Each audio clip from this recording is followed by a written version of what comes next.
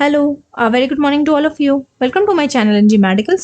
सो इससे पहले वाले वीडियो में हमने ओवेरियन कैंसर पार्ट 1 डिस्कस किया था, जिसमें हमने what is ovaries, introduction, definition, types of the ovarian cancers and staging, medical surgical वालों के लिए अलग स्टेजिंग मैंने एक्सप्लेन की थी और ऑप्शन गायनी वालों के लिए अलग स्टेजिंग मैंने एक्सप्लेन की थी, क्योंकि ये ओवेरियन कैंसर कॉमन टॉपिक है मेडिकल सर्जिकल और ऑप्शन गायनी दोनों में। ठीक है, तो ऑप्शन गायनी वालों को फीगो स्टेजिंग फॉलो करनी है और मेडिकल सर्जिकल वालों को नॉर्मल स्टेजिंग फॉलो करनी है। ठीक है, अभी हम यहाँ पे डिस्कस करेंगे causes, pathophysiology, clinical manifestation, diagnostic evaluation, chemo radiotherapy, surgical management, nursing management, prevention and complications. तो before we start we have to know, थोड़ा सा रिकॉल कर लेते हैं ओवरीज क्या होती हैं। देखो, ये आपकी बच्चेदानी हो गई यानी यूट्रस हो गया। यूट्रस के दोनों साइड में एक एक ओवरी होती है, यानी टोटल 2 ओवरीज हो गई।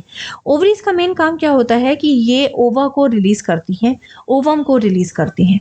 ओवम आप अच्छे से जानते होंगे कि फीमेल के अंदर से ओवम निकलता है, मेल के अंदर से स्पर्म निकलता है, दोनों मीट करते हैं और एक बेबी बनाते हैं। ठीक है, इस तरह से ओवा आपकी ओवरी काम करती है। आगे चलते हैं, कॉजेज देख लेते हैं। तो सबसे पहले कॉजेज में इन्होंने बताया है, मैं आपको इसको छोड़ दो। सबसे पहले कॉज आप यहाँ पे ये वाला देखो। कॉज में क्या है, मेन कॉज क्या है, अननोन है, अभी रिसर्च चल रही है, इसका मेन एग्जैक्ट कॉजेज नहीं पता है। रिस्क फैक्टर्स की अगर बात करें तो सबसे पहले हम डिस्कस करेंगे BRCA1, BRCA2 and contact inhibition. देखो, सबसे पहले BRCA1, BRCA2 ये 2 तरह के जीन होते हैं जो कि आपके अंदर एबनॉर्मल सेल्स को डिस्ट्रॉय कर देते हैं। BRCA1 एक जीन होता है जो कि abnormal growth of the cells होने नहीं देता। BRCA2 का काम क्या है कि मान लो BRCA1 किसी को नहीं रोक पाया और एबनॉर्मल सेल्स की ग्रोथ हो गई तो BRCA2 उसे डिस्ट्रॉय कर देता है। अब आप समझ गए, ये दोनों एक तरह के जीन हैं जो कि हर सेल में पाए जाते हैं और ये काम क्या करते हैं कि ये abnormal growth of the cells यानी कि हमारे कैंसर सेल्स को मार देते हैं। अब अगर इन दोनों में कोई प्रॉब्लम हो गई, मान लो BRCA1 काम नहीं कर रहा है, BRCA2 काम नहीं कर रहा है, तो क्या हो गया, कैंसर सेल्स को कोई रोक नहीं पाएगा और कैंसर सेल्स बन जाएंगे। इसी के साथ साथ कॉन्टैक्ट इनहिबिशन एक तरह का प्रोसेस होता है। मान लो मेरे इस वाले एरिया में इंजरी हो गई, इतना एरिया इंजर्ड हो गया। अब इंजर्ड होने के बाद यहाँ के सारे सेल्स तो डेथ हो गई, तो यहाँ के सेल्स हट करके नए सेल्स बनेंगे हमेशा की तरह। भाई आपको कहीं चोट लग जाती है तो वहाँ पे रिकवरी कैसे होती है, न्यू सेल्स बन जाते हैं। यहाँ पर भी मेरे नए सेल्स बनेंगे। अब एक सेल बनता है तो वो दूसरे को बनाता है, दूसरा तीसरे को बनाता है, तीसरा चौथे को बनाता है। इसी तरह से सेल्स का डिवीजन हो जाता है। ये सेल्स तब तक डिवाइड करते हैं जब तक वो इंजरी साइट को भर ना दे। अब ये इंजरी इतनी थी तो ये इतने ही सेल्स यहाँ पर आ गए, इतने ही सेल्स तो डेथ हुए थे ना, और इतने ही सेल्स यहाँ पे रिकवर हो गए। ठीक, क्या होता है कि इन सेल्स के बीच में एक कांटेक्ट होता है। ठीक, कांटेक्ट इनहिबिशन का काम, कांटेक्ट होता है। तो एक सेल दूसरे सेल को बोलता है बन जाओ, दूसरा तीसरे को बोलता है बन जाओ, तीसरा चौथे को बोलता है बन जाओ, और ये तब तक एक दूसरे को बात करते रहते हैं कि बन जाओ बन जाओ बन जाओ, जब तक ये इंजरी साइट को फुल ना कर दे। जैसे ही लास्ट सेल इंजरी साइट को फुल करता है, ये वाला लास्ट सेल है, ये अगले सेल से वो कांटेक्ट तोड़ देता है। उस कांटेक्ट के तोड़ने को हम कहते हैं कांटेक्ट इनहिबिशन। ये अगले सेल को नहीं बोलता है कि तुम भी बन जाओ, ये अगला सेल नहीं बनाता है। इसी प्रोसेस को बोलते हैं कांटेक्ट इनहिबिशन। मान लो इस सेल्स का कांटेक्ट इनहिबिशन प्रोसेस फेल हो गया तो अगला सेल बन जाएगा और अगला सेल दूसरे अगले सेल को बना देगा, दूसरा अगला सेल तीसरे सेल नेक्स्ट सेल को बना देगा। इसी तरह से एक्स्ट्रा सेल्स बन जाएंगे और हमारा कैंसर क्या कहता है, abnormal growth of the cells is known as cancer. तो एबनॉर्मली यहाँ पे ग्रोथ होती रहेगी और कैंसर बन जाएंगे। अब आप समझ गए कैंसर क्या है। तो इस तरह से आपके ये सब सिस्टम काम करता रहता है। तो आई थिंक आपको क्लियर हो गया होगा BRCA1, BRCA2 क्या है, जीन है, और ये कॉन्टैक्ट इनहिबिटर एक प्रोसेस है। इन सब में कुछ भी प्रॉब्लम्स आएंगी तो क्या होगा कि कैंसर सेल्स बनने के चांसेस हो जाएंगे, इसलिए रिस्क फैक्टर्स में डाले गए हैं। अब देख लेते हैं यहाँ से नल्ली पैरिटी। नल्ली पैरिटी मीन्स होता है वो वुमेन जिसने आज तक एक भी बच्चा पैदा नहीं किया। इनफर्टिलिटी, वो वुमेन जो बांझ है, जिनका एक भी बच्चा नहीं है, चाहे वो कितनी बार भी ट्राई कर रहे हैं लेकिन बच्चा नहीं हो रहा। ठीक, अब इन दोनों का लिंक ओवेरियन कैंसर से कैसे है ये हम देख लेते हैं। इसके लिए आपको थोड़ा सा मेंस्ट्रुएशन साइकिल देखनी पड़ेगी। तो जैसा कि हम सब जानते हैं कि जब हम 13 साल के हो जाते हैं तो हमारे अंदर प्राइमरी फॉलिकल्स यानी कि सेल्स बनना स्टार्ट हो जाते हैं। वो फिर अपने आप को सेकेंडरी फॉलिकल में चेंज करते हैं और सेकेंडरी फॉलिकल अपने आप को टर्शरी फॉलिकल में चेंज करते हैं। टर्शरी फॉलिकल के बाद एक बड़ा सा सेल का ग्रुप बनता है जिसको हम ग्राफियन फॉलिकल बोलते हैं। ग्राफियन फॉलिकल के अंदर जैसे ही ये बनता है, ये दो तरह के हार्मोन को रिलीज करता है। एक है LH यानी ल्यूटिनाइजिंग हार्मोन और एक है प्रोजेस्टेरॉन। ठीक है, प्रोजेस्टेरॉन हार्मोन। दो तरह के हार्मोन को ये ग्राफियन फॉलिकल रिलीज करता है। LH क्या कर रहा है कि इस ग्राफियन फॉलिकल में अपने आप को भरता चला जा रहा है। LH इंक्रीज होता चला जा रहा है और ये ग्राफियन फॉलिकल को फुल कर दे रहा है। वहीं प्रोजेस्टेरॉन जो इंक्रीज हो रहा है उसका मेन काम क्या है कि वो आपके यूट्रस की इनर लेयर को यानी एंडोमेट्रियम को मोटा करने का काम करता है। जब आपकी इनर लेयर मोटी हो जाएगी तभी तो वो टूट के पीरियड्स के फॉर्म में बाहर आएगी ना, है ना। ये आपकी एंडोमेट्रियम मान लो लेयर हो गई, ये वाली जो मैंने मोटी से बनाई है लास्ट में। ठीक, तो प्रोजेस्टेरॉन का काम क्या है कि एंडोमेट्रियम लेयर को थिक करता है, मोटा करता है। और ल्यूटिनाइजिंग का काम क्या है कि ये आपके ग्राफियन फॉलिकल को भरता रहता है, फुल करता रहता है, मोटा करता रहता है। अब एक बैलून में आप ढेर सारा कुछ एयर भर दोगे या आप वाटर भर दोगे तो एक टाइम पे वो फट जाएगा। इसी तरह से ग्राफिन फॉलिकल में ल्यूटिनाइजिंग हार्मोन इतना ज़्यादा फुल हो जाता है कि वो फट जाता है। जब वो फटता है तो उसके अंदर से एक एग बाहर आता है। ये देखो, ये एग जो यहाँ पे सिचुएटेड था, ये अब आपको बाहर दिख रहा होगा। ये एग बाहर आता है। इस एग को हम ओवम बोलते हैं या तो हम सेकेंडरी oocyte भी बोलते हैं। ग्राफियन फॉलिकल अकेले नहीं फटा। जब ये फटा तो इसके अंदर से ये एग बाहर आया और इस एग ने क्या किया, ओवरी की जो बाहर की लाइनिंग थी जिसको हमने कह सकते हैं कि जर्मिनल एपिथेलियम बोल दिया था पिछले वीडियो में, इस जर्मिनल एपिथेलियम को तोड़ देती है और ये एग उसको तोड़ करके बाहर आ जाता है।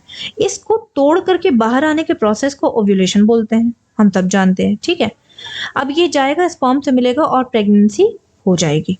और अगर ये स्पर्म से नहीं मिल पाया किसी न किसी वजह से और प्रेगनेंसी नहीं हो पाई, इसका मतलब क्या हुआ कि 24 घंटे में इसकी डेथ हो जाएगी और ये जो मोटी लेयर आपके बनी थी प्रोजेस्टेरॉन की वजह से, ये मोटी लेयर अपने आप को तोड़ देगी और ये पीरियड्स के फॉर्म में बाहर आ जाएगी।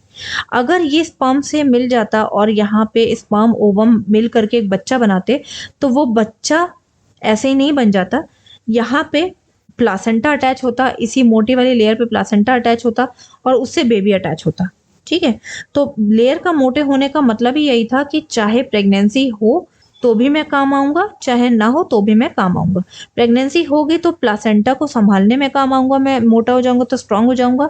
और अगर प्रेगनेंसी नहीं हुई तो मैं अपने आप को तोड़ दूंगा, शेड कर दूंगा और पीरियड्स के फॉर्म में बाहर ब्लड ले आऊंगा। ठीक है, दोनों काम ये करता है।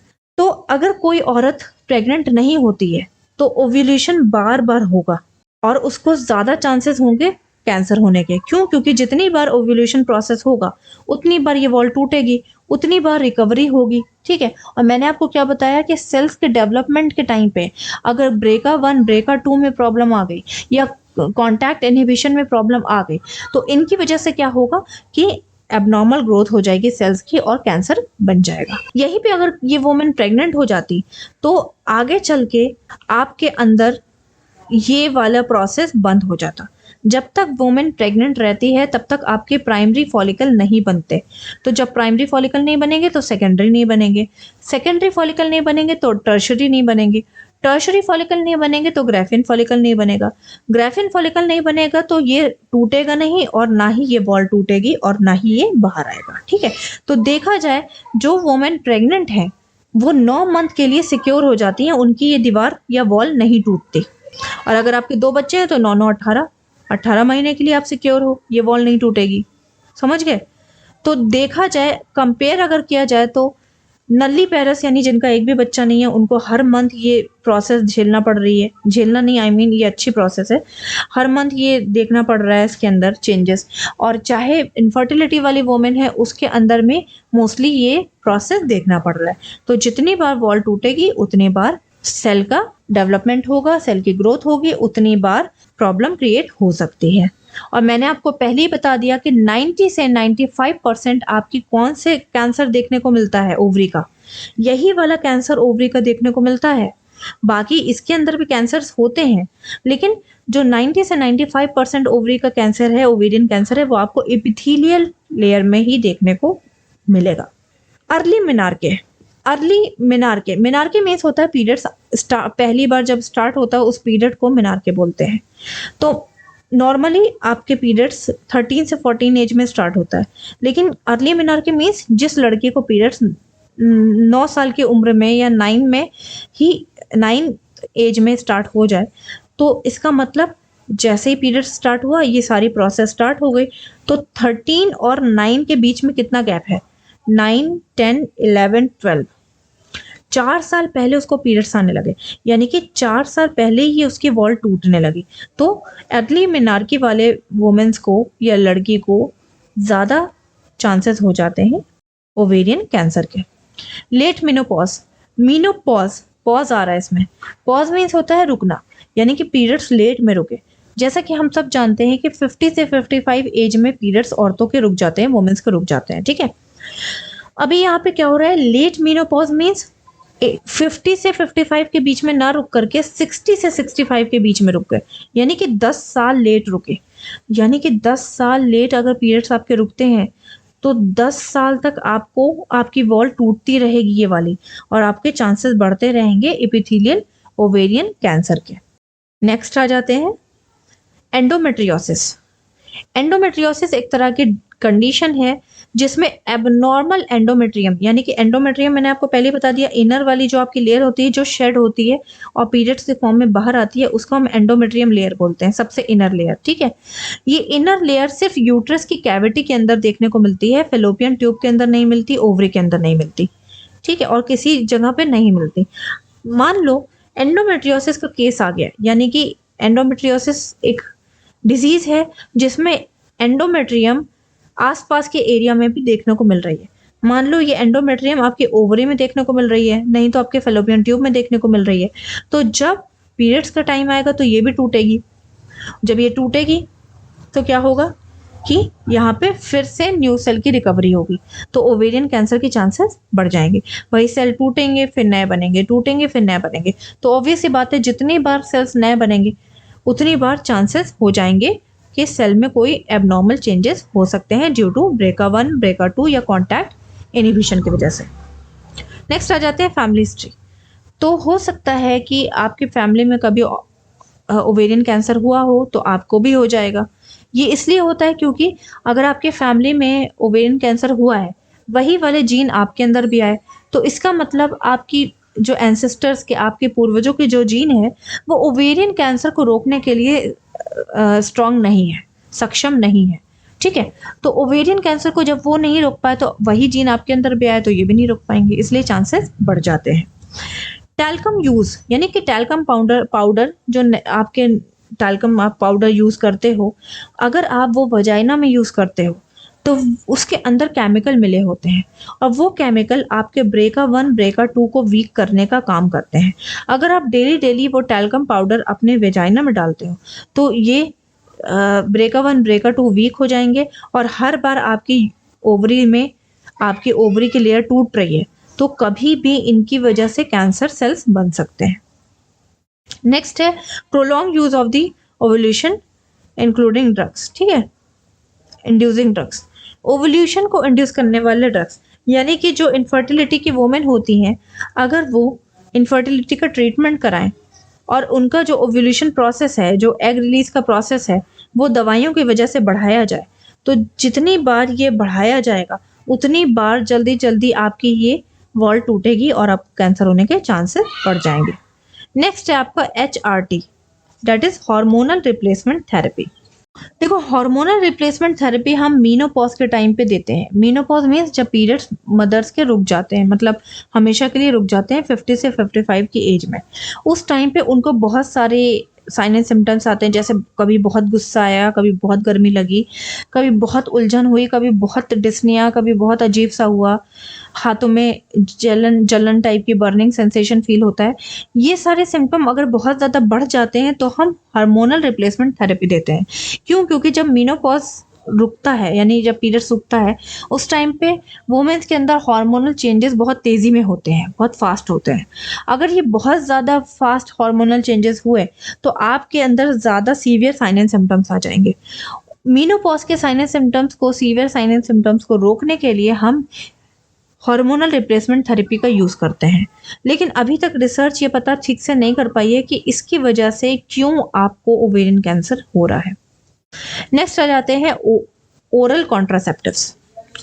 ओरल कॉन्ट्रासेप्टिव्स में क्या हो रहा है कि प्रेगनेंसी को रोकने के लिए हम ओरल कॉन्ट्रासेप्टिव्स लेते हैं और पीरियड्स को लाने के लिए लेते हैं। तो जितनी बार पीरियड्स आएंगे, मैं आपको बता चुकी हूँ, उतनी बार ये ओवम रिलीज होगा और उतनी बार आपकी वॉल्व टूटेगी।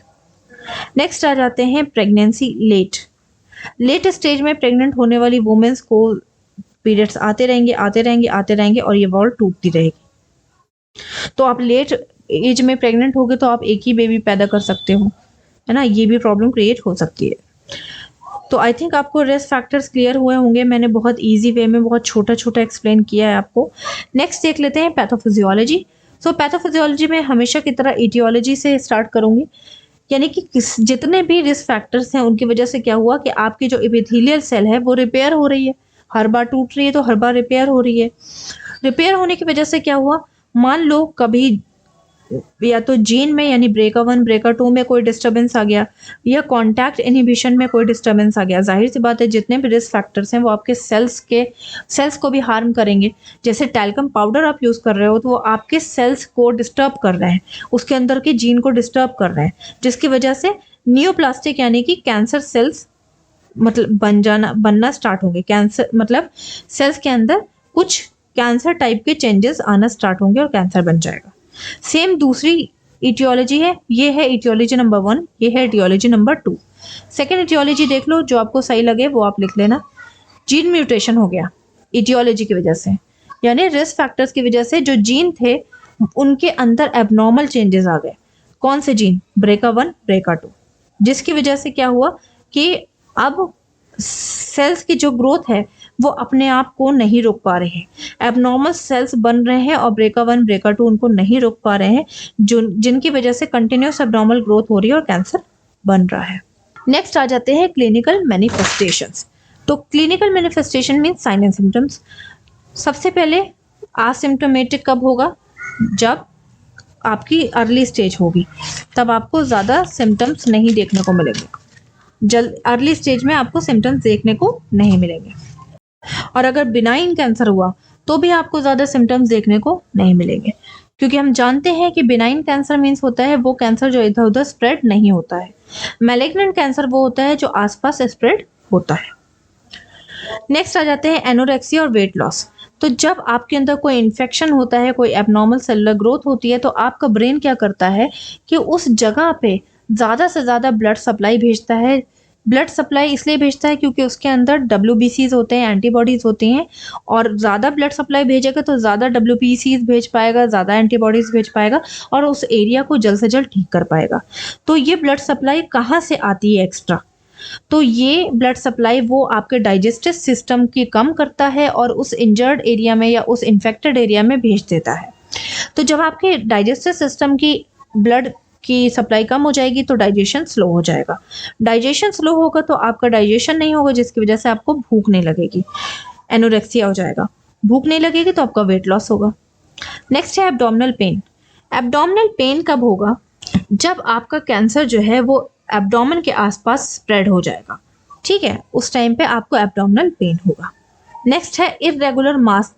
छुएंगे जब आप, टच करोगे तो अंदर जब कैंसर बढ़ जाता है, जब वो ओवरी के ऊपर वाली लेयर पे आ जाता है, जब बाहर ओवरी के आ जाता है, तो वो आपको एबनॉर्मल यानी अपना वो साइज भी बढ़ा लेता है, तो आपको टच करने पे इर्रेगुलर मास फील होगा। नेक्स्ट है डिस्निया। डिस्निया मीन्स होता है जब आप ब्रीथ नहीं कर पाते सही से। तो ब्रीथ आप कब नहीं कर पाओगे? जब कैंसर आपके लंग्स में चला जाएगा, मेटास्टेसिस हो जाएगा, तो आप ब्रीथ नहीं कर पाओगे। नेक्स्ट है नोजिया एंड कॉन्स्टिपेशन। नोजिया और कॉन्स्टिपेशन इसलिए होगा, देखो नोजिया इसलिए होगा क्योंकि अंदर पानी भर चुका है, असाइटिस हो गया है। असाइटिस मीन्स होता है अंदर पानी भर जाना, पेट के अंदर पानी भर जाना। कॉन्स्टिपेशन इसलिए होगा कि पानी जो भर गया वो आपके स्मॉल इंटेस्टाइन और लार्ज इंटेस्टाइन को थोड़ा सा प्रेशर देगा, दबाएगा, और आपकी स्मॉल इंटेस्टाइन लार्ज इंटेस्टाइन जो जितनी जल्दी जल्दी पेरिस्टालसिस मूवमेंट करके यानी कि कॉन्ट्रैक्शन रिलैक्सेशन करके फूड को बाहर शिफ्ट कर रहे थे वो नहीं कर पाएंगे, इसलिए आपको कब्ज यानी कॉन्स्टिपेशन हो जाएगा। अब क्वेश्चन ये उठता है कि ये पानी आया तो आया कहाँ से? तो होता क्या है कि जब कैंसर अंदर फैलने लगता है, ठीक, तो वो अपने आसपास के ब्लड वेसल्स को यानी कि ब्लड सप्लाई जो आपकी दे रही हैं ब्लड वेसल्स, उनको वीक कर देता है। वीक करने की वजह से क्या होता है कि उनके अंदर का जो फ्लूइड होता है, भाई ब्लड सिर्फ आरबीसी से तो बनता नहीं है, आरबीसी, डब्ल्यूबीसी, प्लेटलेट्स, प्लाज्मा जो कि 98% वाटर से बनता है प्लाज्मा, ठीक है, तो ये सब फ्लूइड मिल करके आपका ब्लड बनाते हैं, ठीक। तो जो प्लाज्मा है, जो कह सकते हैं वाटर है, 98% वाटर है आपके ब्लड के अंदर, वो बाहर आने लगता है। वाटर तो ऐसा है ना कि कहीं से भी लीक हो जाता है, जैसे ही आपके ब्लड वेसल्स वीक होती हैं तो वो वाटर को होल्ड नहीं कर पाती और वो बाहर आने लगता है। और जो वो बाहर आता है तो आपकी एब्डोमिनल कैविटी, आपको पता है कि आपके एब्डोमेन के पास एक खाली जगह होती है जिसको हम एब्डोमिनल कैविटी बोलते हैं, उसके अंदर वो वाटर भरने लगेगा, इससे आपको असाइटिस हो जाएगा। Then urinary frequency, urinary frequency means होता है बार बार यूरिन पास करने जाना, बार बार फील होना कि यूरिन मुझे लग रहा है। ये इसलिए हो रहा है क्योंकि अंदर पानी भर गया और आपका यूरिनरी ब्लैडर इस वाटर के प्रेशर की वजह से कंप्रेस हो रहा है, दब रहा है। दबने की वजह से उसमें थोड़ा सा यूरिन आता है, भरता है, और आपको फील होता है कि मेरा जो ब्लैडर है वो दब रहा है, उसमें यूरिन ज़्यादा भर गया है, ठीक है, तो आप बार बार यूरिन पास करने जाओगे। लोअर एब्डोमेन और पेल्विक मास फील होगा, नीचे एब्डोमेन में, और मतलब आपको एक मास फील होगा, ऐसा लगेगा कि कुछ एक्स्ट्रा मास बन गया है अंदर। तो जब कैंसर का साइज बढ़ेगा तो आपको अपने आप ही पता चलेगा कि एक्स्ट्रा मास बन गया है अंदर। नेक्स्ट है nodules in a pouch of Douglas. Nodules means होता है एबनॉर्मल ग्रोथ ऑफ दी, मतलब नोड्स बन जाते हैं सेल्स के, ठीक। वो कहाँ पे देखने को मिलेंगे? अभी तक वो आपके यूट्रस, देखो ये यूट्रस है आपका, थोड़ा सा अलग दिख रहा होगा आपको, ये देखो ये यूट्रस है, ये इसकी फेलोपियन ट्यूब है, और इस फेलोपियन ट्यूब के पास ये ओवरी लगी हुई है, ठीक है। अब आप ये सोचो, मान लो ये ओवरी लगी, अब आप ये सोचो कि इस ओवरी में, इस वाली ओवरी में कैंसर था, तो जब ये कैंसर बढ़ा तो इसने अपना साइज बहुत बढ़ा लिया और कैंसर सेल्स जो है वो इधर भी स्प्रेड हो गए। भाई कैंसर सेल स्प्रेड कैसे होते हैं? अब कैंसर मान लो इस ये वाली लेयर के ऊपर और कैंसर सेल्स बन गए, ऐसे बन गए, बन गए, बन गए, बन गए, बन गए। कैंसर क्या है? Abnormal growth of the cells है। तो इसी तरह से कंटिन्यूअस एबनॉर्मल ग्रोथ होती रहे तो ये लेयर कब तक बनती रहेगी? कभी तो नीचे वाली लेयर वीक होगी और ये इस लेयर को तोड़ेगी, तो अब ये लेयर इसके ऊपर नहीं खड़ी हो पा रही है और सेल टूट टूट के बाहर निकल रहे हैं, ठीक है। उसी तरह से यहाँ पे इतना ज्यादा कैंसर सेल्स बन गए हैं कि वो टूटने लगे हैं और टूट टूट के बाहर निकल रहे हैं। पाउच ऑफ डगलस क्या होता है? रेक्टम, जहां से आपका स्टूल बाहर आता है, ठीक है, और ये यूट्रस के बीच में एक स्पेस होता है जिसे हम पाउच ऑफ डगलस बोलते हैं, नहीं तो रेक्टो यूट्राइन पाउच भी बोलते हैं। इस वाली ओवरीज के वजह से क्या हो रहा है कि यहाँ पे आपको कैंसर सेल्स देखने को मिल रहे हैं, किसके अंदर? पाउच ऑफ डगलस के अंदर। तो ये थे आपके clinical manifestations. Sign and symptom में क्या डिफरेंस है? साइंस जो डॉक्टर आइडेंटिफाई कर लेता है, सिम्टम्स जो आप खुद बताते हो डॉक्टर को, ठीक है, इसलिए इसमें साइन एंड सिम्टम्स अलग अलग है। असाइटिस जिसमें आपके पेट में पानी भर गया है वो डॉक्टर आइडेंटिफाई करेगा। जो मास है आपका अलग से फील हो रहा है वो डॉक्टर आपके एब्डोमेन के नीचे टच करके देखेगा तो उसको फील होगा, यानी कि, और रेक्टम के पीछे यानी रेक्टम और यूट्रस के बीच में जो सेल्स आ गए हैं वो भी आपका डॉक्टर ही फील करेगा। कैसे फील करेगा वो हम डायग्नोस्टिक इवैल्यूएशन में देख लेते हैं। तो सबसे पहले हिस्ट्री कलेक्शन देखेंगे हम। हिस्ट्री कलेक्शन एज ऑलवेज, मैं हिस्ट्री कलेक्शन में आपको फिर से बताती हूँ, जितना भी कॉजेज है वो आपको हिस्ट्री कलेक्शन में पूछना है, ठीक है। तो डरने की कोई बात नहीं है। अगर आपको हिस्ट्री कलेक्शन समझ नहीं आता है तो जितने भी कॉजेज में आपने लिखा था वो सारा हिस्ट्री कलेक्शन में आप डाल सकते हो, ठीक है। फॉर एग्जाम्पल देखो, मैं यहाँ पर डिस्क्रिप्शन नहीं लिख रही हूँ पूरा, मैं जो बोल रही हूँ वो आप लिख सकते हो। हिस्ट्री कलेक्शन में आपको प्रीवियस हिस्ट्री पूछ रही है पेशेंट की फैमिली की, क्योंकि देखो मैंने आपको बताया ना कि फैमिली हिस्ट्री में अगर हुआ होगा तो इनको चांसेस हो जाएंगे। इसके अलावा ट्यूमर की हिस्ट्री आप पूछ सकते हो कि आपको इससे पहले कहीं और ट्यूमर तो नहीं था। साथ ही साथ मेंस्ट्रुअल हिस्ट्री आप पूछ सकते हो कि टाइमली मेंस्ट्रुएशन आता है, नहीं आता है। ऐसा तो नहीं कि मंथ में 2 बार आ रहा हो, इसका मतलब 2 बार ओव्यूलेशन हो रहा है पर मंथ, है ना, चांसेस बढ़ रहे हैं। ऑब्स्टेट्रिक हिस्ट्री पूछ सकते हो, यानी कि कितने बच्चे हैं आपके, इनफर्टिलिटी तो नहीं है, इनफर्टिलिटी का ट्रीटमेंट तो नहीं ले रहे हो, कितनी बार मतलब प्रेग्नेंट हुए हो। एज पूछ सकते हो कि ऐसा तो नहीं कि लेट प्रेगनेंसी का कोई केस है कि एक ही बेबी हो। इसके अलावा मेनार्की, यानी कि कब मेंस्ट्रुएशन पीरियड पहली बार कब आया था, कौन सी एज में आया था। मीनोपॉज, अगर आपको देखने को मिल रहा है कि आपके पास वो लेडी आई है जिसकी एज 50 से 55 है, तो क्या उसका मीनोपॉज हुआ या नहीं हुआ। टैल्कम पाउडर तो यूज़ नहीं करती हैं वो अपने वजाइना में, या किसी एंडोमेट्रियोसिस कंडीशन का कोई ट्रीटमेंट तो नहीं ले रही हैं, या कोई कॉन्ट्रासेप्टिव पिल्स तो नहीं यूज़ कर रही हैं। इसके अलावा एचआरटी की थेरेपी तो नहीं ले रही हैं, या जीन डिसऑर्डर का कोई ट्रीटमेंट तो नहीं किया उन्होंने कराया। ये सारी चीज़ें जो कॉजेज़ में थी वो सारी चीज़ें आप हिस्ट्री कलेक्शन में लिख सकते हो। नेक्स्ट है आपका फिजिकल एग्जामिनेशन, जिसमें सबसे पहले आपको वाइटल्स चेक करने होंगे एज ऑलवेज। टेम्परेचर इंक्रीज मिलेगा, फीवर होगा, पल्स इंक्रीज मिलेगी क्योंकि टेम्परेचर इंक्रीज है। रेस्पिरेशन में उसको अगर लंग्स में आ गया कैंसर तो उसको सांस लेने में प्रॉब्लम होगी, डिस्निया होगा, बीपी भी इंक्रीज हो सकता है। नेक्स्ट आ जाते हैं head to toe examination.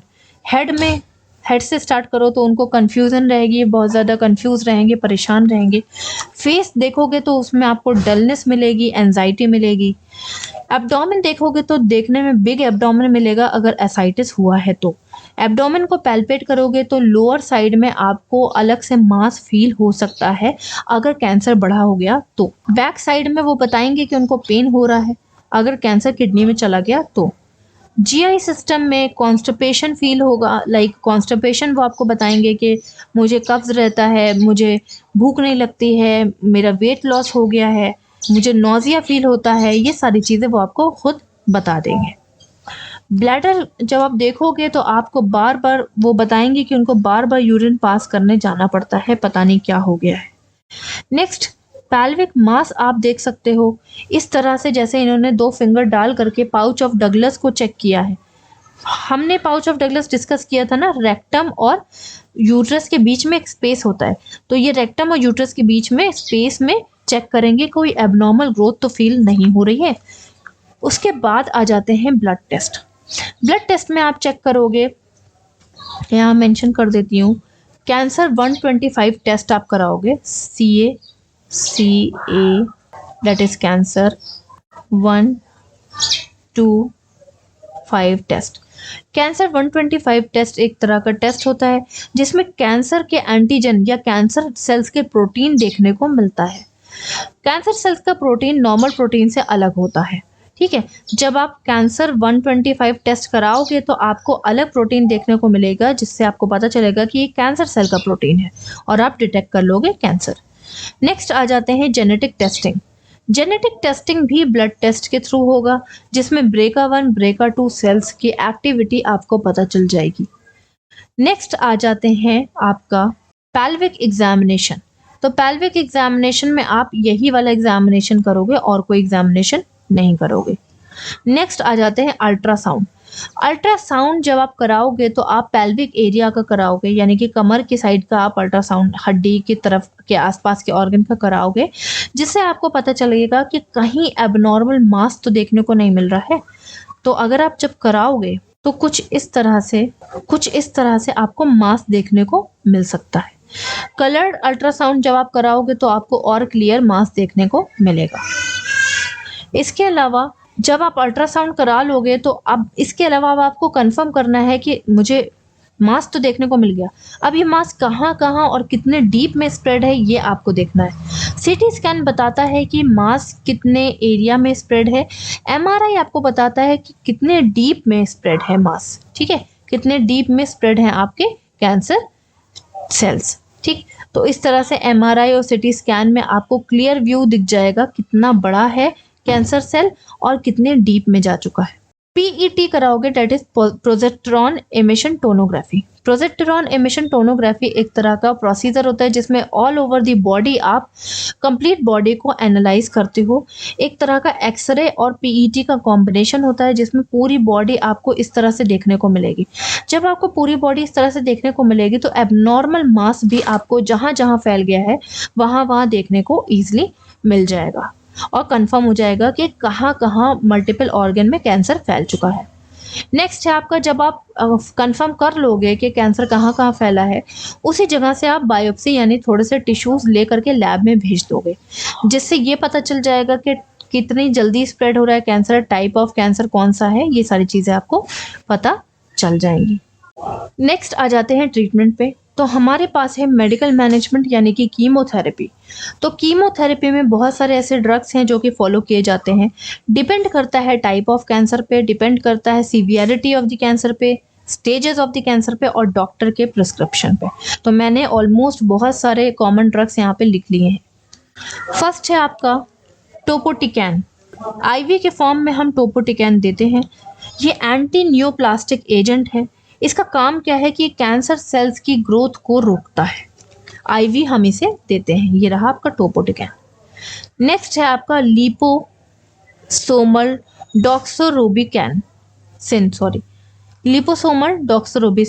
Drug. Liposomal ये रहा डॉक्सोरोबिसिन ड्रग जो है आपका, ये डिक्रीज करता है टॉक्सिसिटी को। कैंसर सेल्स सिर्फ कैंसर ही नहीं होते हैं, उनके अंदर टॉक्सिसिटी भी होती है और वो टॉक्सिसिटी अगर बढ़ जाती है तो आपके हार्ट को वो क्या कर सकती है, टॉक्सिक कर सकती है। इसीलिए लिपोसोमल डॉक्सोरोबिसिन जो ड्रग होता है वो मेनली आपके हार्ट की टॉक्सिसिटी को डिक्रीज करने का काम करता है। नेक्स्ट है जिमसिटाबीन। जिमसिटाबाइन क्या है, ये एक तरह का एंटी कैंसर ड्रग है।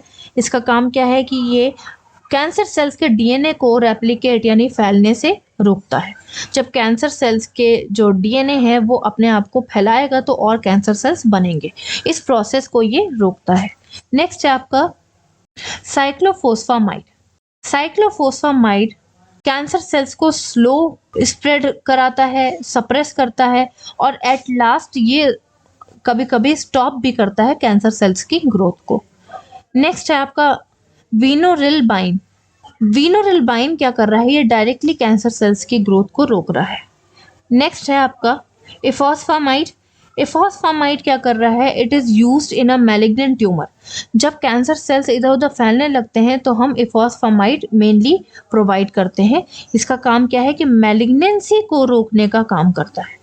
ये डीएनए को बाइंड करता है और इस तरह से बाइंड करता है कि वो एक अपने आप से दूसरे कैंसर सेल्स को बनाने के लिए स्ट्रॉन्ग नहीं रहता। नेक्स्ट है इटोपोसाइड। इटोपोसाइड ड्रग का काम क्या है, सेम चीज़, ये डीएनए के सिंथेसिस को रोकता है। नेक्स्ट है एल्फ्रेटामाइड। एल्फ्रेटामाइड क्या है, ये एंटी न्यूप्लास्टिक एजेंट है। इसका काम क्या है, ये मेनली रिकरेंट ओवेरियन कैंसर के लिए होता है। मान लो एक बार कैंसर हुआ था उसको ओवरीज में और कीमोथेरेपी के थ्रू या रेडियोथेरेपी के थ्रू वो ठीक हो गया, लेकिन फिर से उसको कैंसर हो गया, तब हम ये वाले ड्रग फॉलो कराते हैं। फर्स्ट टाइम में नहीं कराते, सेकेंड टाइम में फॉलो कराते हैं।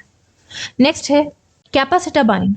कैपासिटाबाइन क्या कर रहा है, प्रिवेंट कर रहा है abnormal growth of the cells को, और ये इसलिए भी यूज़ होता है, ये ब्रेस्ट कैंसर के लिए भी यूज़ होता है, रेक्टल कैंसर के लिए भी यूज़ होता है, ये कई कोलोन कैंसर के लिए भी यूज़ होता है। ये कई तरह के कैंसर्स के लिए यूज़ की जाती है ड्रग।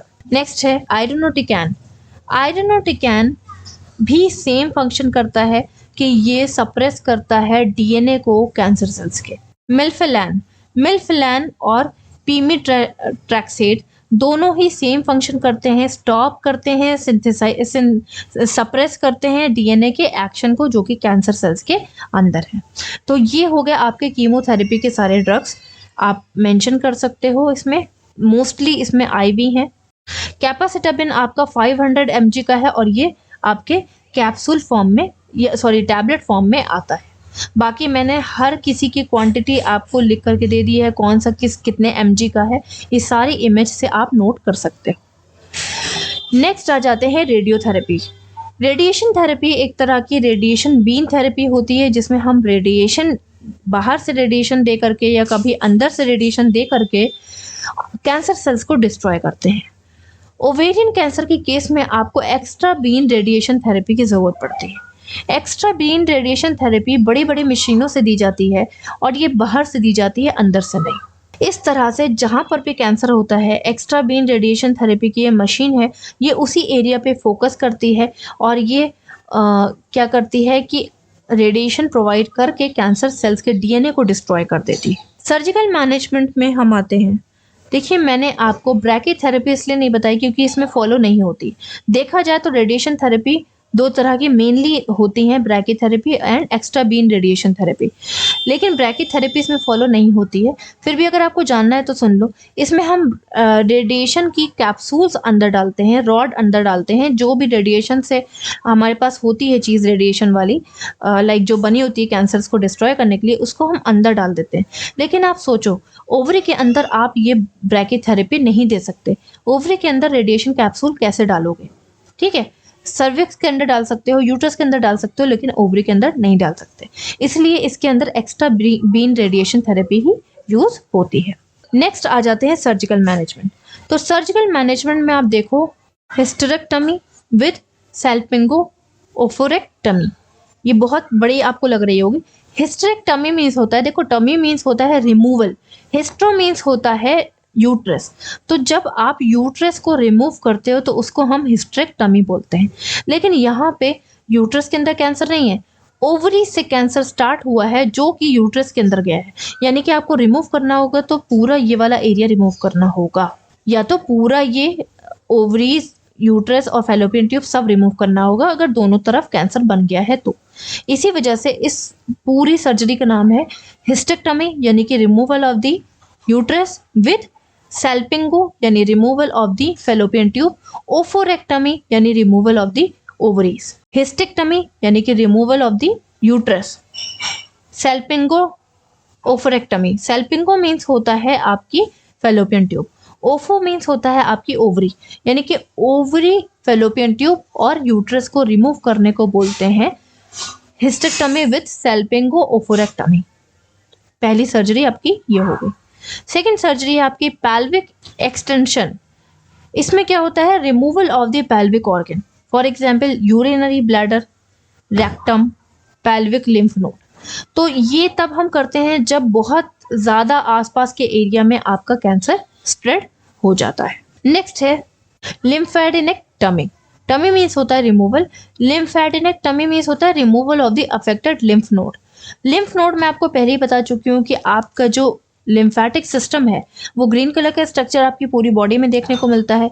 इसका काम क्या है कि इम्यून सेल्स को रिलीज करने में हेल्प करता है या बनाने में हेल्प करता है। ठीक है, तो जब यहाँ पे कैंसर होगा, इस एरिया में कैंसर हो रहा है, तो इस एरिया के आसपास की ये जो लिम्फ नोड है इसमें भी कैंसर स्प्रेड हो जाएगा, तो हमें इसको भी बाहर निकालना पड़ेगा।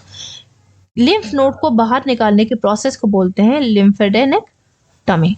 तो ये थी आपकी 3 तरह की सर्जरी। नेक्स्ट आ जाते हैं नर्सिंग मैनेजमेंट में। नर्सिंग मैनेजमेंट में सबसे पहले तो उसको बहुत ज़्यादा एंजाइटी होगी, बिकॉज उसको कैंसर है। कैंसर का नाम सुन के इंसान की एंजाइटी अब ऑटोमेटिकली बढ़ जाती है, नो मैटर कौन सी स्टेज चल रही है, लेकिन एंजाइटी बढ़ जाती है। एंजाइटी बढ़ने की वजह से स्ट्रेस बढ़ जाता है, स्ट्रेस बढ़ने की वजह से स्ट्रेस हार्मोन बढ़ जाता है। स्ट्रेस हार्मोन बढ़ने की वजह से क्या होता है कि स्ट्रेस हार्मोन आपके अंदर के कैंसर सेल्स को और बढ़ाने का काम करता है और आपके अंदर के ब्रेका 1 ब्रेका 2 को वीक करता है। इसलिए आपको प्रिवेंट करना है उनकी एंजाइटी। नेक्स्ट है आपका एजुकेट रिगार्डिंग द ट्रीटमेंट। तो पेशेंट का राइट होता है कि उसको अपने साथ होने वाले हर ट्रीटमेंट के बारे में इंफॉर्मेशन होनी चाहिए, जिससे कि वो अपने हिसाब से डिसीजन ले सके कि उसको सर्जरी करानी है कि नहीं करानी है, उसको ट्रीटमेंट कराना है कि नहीं कराना है, ये उस पर डिपेंड करता है। Educate about the surgery. मान लो उसने सर्जरी के लिए हाँ बोल दिया, तो आपको अब बैठना नहीं है, सर्जरी में कितना खर्चा आएगा, कितना टाइम लगेगा, कैसे रिकवरी होगी, कितनी देर तक सर्जरी होगी, कहाँ पे सर्जरी हो रही है, क्यों करा रहे हो, क्या बेनिफिट है, क्या लॉस है, आपको हर एक चीज़ उसको एजुकेट करनी है। नेक्स्ट है गिव डाइवर्जनल थेरेपी, यानी कि उसका ध्यान बांटना है, उसका ध्यान इधर उधर करना है। तो इंटरपर्सनल रिलेशनशिप बनाइए, उससे बातें करिए, उससे उससे उसके इंटरेस्ट वाली बातें करिए, जिससे कि वो हर टाइम एक ही चीज़ को सोच करके स्ट्रेस ना ले। साइकोलॉजिकल सपोर्ट देना है, पेशेंट को बोलना है कि आप ठीक हो जाओगे, it is not a big deal, बहुत ज़्यादा स्प्रेड नहीं हुआ है ना? इस तरह से आपको साइकोलॉजिकल सपोर्ट देना है, अदरवाइज़ वो ऑल द टाइम स्ट्रेस लेता रहेगा। यूज़ द कोपिंग स्ट्रैटेजीज़, आपको कोप अप कराना है उसको, आपको उसको बताना है कि अभी उसकी फैमिली है, इस तरह से हार नहीं माननी चाहिए। अगर आप हार मान जाओगे तो आपकी फैमिली का क्या होगा? इस तरह से कोपिंग स्ट्रैटेजीज़ आपको फॉलो करनी है। Assess the patient condition, patient की कंडीशन को टाइमली असेस करते रहना है, क्योंकि पेशेंट कब किस सिचुएशन में पेशेंट की तबीयत खराब हो जाए वो आपको नहीं पता। Give careful attention to the post operative bleeding, जब आपका सर्जरी आपने कंप्लीट कर दी सर्जरी, उसके बाद उसके जो स्टिचेस लगे हैं उसमें से कोई पस तो नहीं निकल रहा है, कोई ब्लीडिंग तो नहीं हो रही, ये आपको एनालाइज करते रहना है, जिससे कि इन्फेक्शन के चांसेस हमेशा रिड्यूस रहें। क्लोज मॉनिटरिंग करनी है और केयर करना है, कम से कम 2 से 3 दिन तक उसकी बहुत ज़्यादा केयर करनी है, क्योंकि स्ट्रेचेस लगे होंगे, टाँके लगे होंगे और स्ट्रेचेस की वजह से वो, अगर आप उसकी केयर नहीं करोगे तो हो सकता है स्ट्रेचेस टूट जाए। Early ambulation, early ambulation means होता है मूवमेंट ऑफ योर बॉडी, ठीक है, हल्का movement of your body, light movement. तो इसके लिए आपको पेशेंट को बोलना है कि आप जाइए, वॉशरूम जा सकते हैं, अपने हाइजीन मेंटेन कर सकते हैं, इवन आप ब्रश करने जा सकते हो, है ना? ये सारी चीज़ें आपको पेशेंट को बतानी है, जिससे कि उनके मसल्स की जो रिजिडिटी है वो बनी रहे, मसल्स की जो स्ट्रेंथ है वो बनी रहे।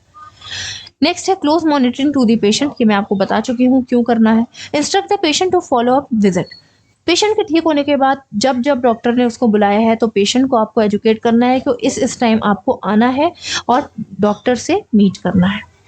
हैवी लिफ्टिंग के लिए अवॉइड कराना है, क्योंकि ऑब्वियस सी बात है स्टिचेस की वजह से, या अभी अगर स्टिचेस खुल भी गए हैं तो भी हैवी लिफ्टिंग नहीं करना है, उसको पेन स्टार्ट हो जाएगा। नेक्स्ट आ जाते हैं प्रिवेंशन मेजर्स पे, प्रिवेंटिव मेजर्स देख लेते हैं। अर्ली डिटेक्शन करना है, मतलब अगर आप हर चीज़ को पहले से ही डिटेक्ट करा लो, मान लो मेरे फैमिली हिस्ट्री में कैंसर की हिस्ट्री है तो मैं हर 6 मंथ में अपना होल बॉडी चेकअप करा लूँ, तो मुझे एक सेटिस्फैक्शन भी रहेगा और मुझे पता भी रहेगा कि मेरी बॉडी में क्या क्या एबनॉर्मेलिटीज़ आ रही हैं। डाइट एंड एक्सरसाइज को फॉलो करना है, क्योंकि हम सब जानते हैं कि डाइट और एक्सरसाइज दोनों आपके बॉडी के सेल्स को हेल्दी रखने के लिए इंपॉर्टेंट होता है। डिक्रीज ओबिसिटी, फैट हमेशा हार्मफुल होता है आपके लिए, एक्सेस फैट बहुत हार्मफुल होता है, क्योंकि फैट सेल्स क्या करते हैं कि आपकी जो ब्रेन के अंदर इंफॉर्मेशन देने वाले जो सेल्स होते हैं उनकी एक्टिविटी को रोकते हैं।